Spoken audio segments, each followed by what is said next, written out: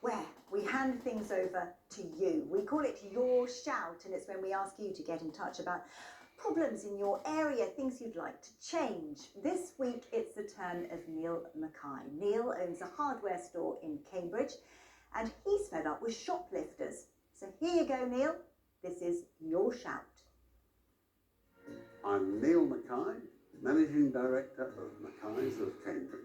Last week we had two people came in here with cable cutters and they cut all the cables on the power tools. They were cutting the security tags off, and they clearly came out in with a shopping list of items that they wanted to steal. The police do follow up all the CCTV footage. The problem is that they don't turn out when the incident actually happens, and a lot of shopkeepers have given up reporting the incidents, which is emboldening the shoplifters, and they think there's a good chance that they won't get caught.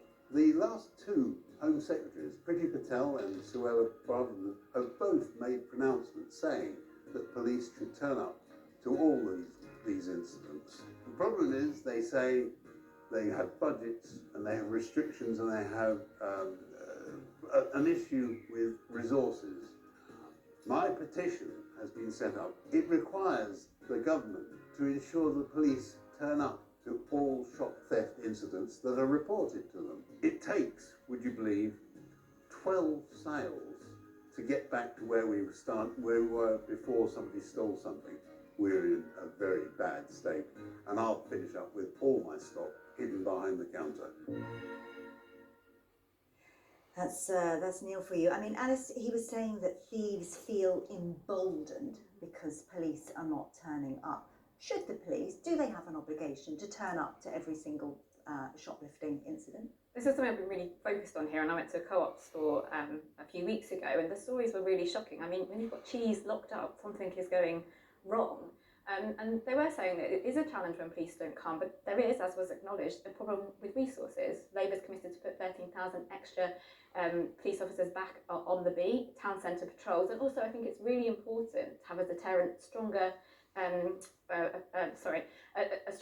deterrent, and we have said that we would have a specific crime of assault against a retail worker, because I think you need a package of deterrents to put people off. Well, Cambridgeshire Police have told us they attend incidents of shoplifting wherever possible. However, it depends on the risk posed by other ongoing incidents at the time. Duncan, your Home Secretary has said a few weeks ago that the police must investigate every theft.